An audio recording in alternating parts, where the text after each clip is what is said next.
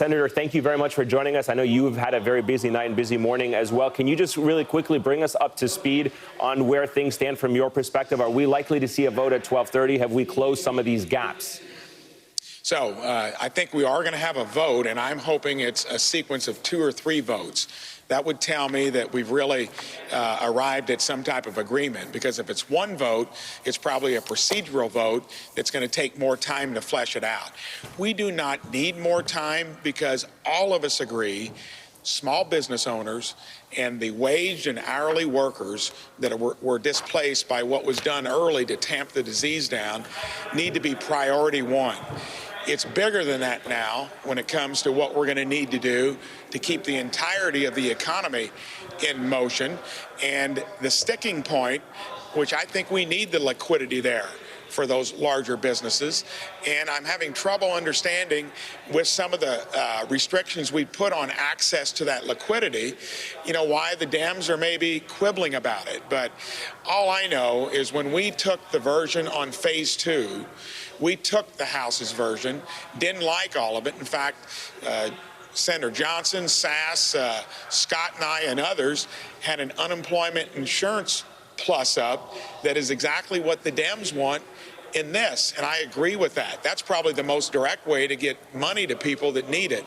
We need to get this across the finish line. The public deserves it.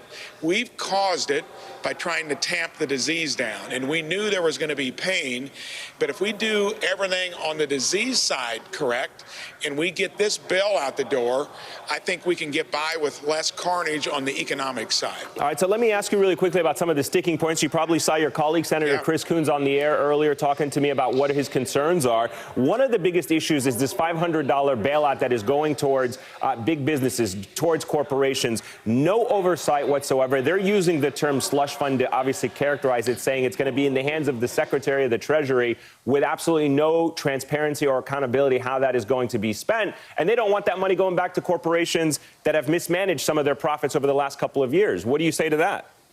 And I agree with that. And instead of a slush fund, it's an access to liquidity through loans. So whoever's going to access it would have the need for it, and knowing it's a loan that you have to pay back.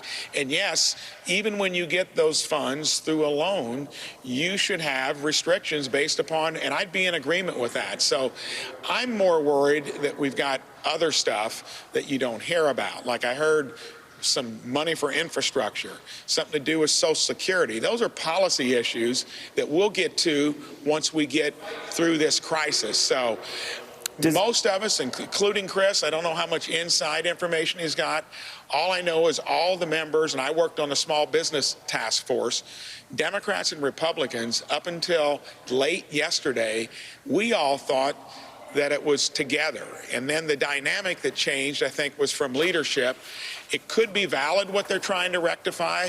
I hope it's not politics. Let me ask you also, sir, about, the money that is going, and here's the problem with this, is nobody has really seen the bill except members of Congress, except for what has been leaked. So it's really hard to gauge this, but is there Even our staffs have not been through it fully. So, yes, but go ahead. So how is anyone supposed to have a realistic understanding of what is at play here if the public doesn't know whether or not any money is going to go to people in the gig economy, staff workers, freelancers, people who actually make up the backbone of this economy, but don't know if they're going to get any of that money?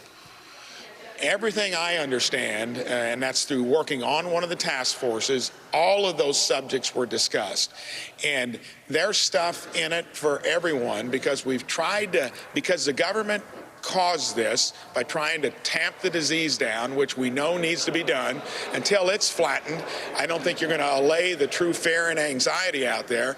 But all of that stuff has been covered, and if it's not, we can come back and either technically correct or do something down the road. So to me, it's important that we get it out the door today, because that's what the American public is expecting. And let me, sir, finally ask you about President Trump's views on this, and just to see if you're on the same page as him. He is saying the cure should not be worse than the disease in a tweet that was sent out last night. He's been retweeting this morning. A lot of people starting to make the argument, reopen everything, even if it means the public health crisis that we're seeing. Do you agree with the president with his thinking on that?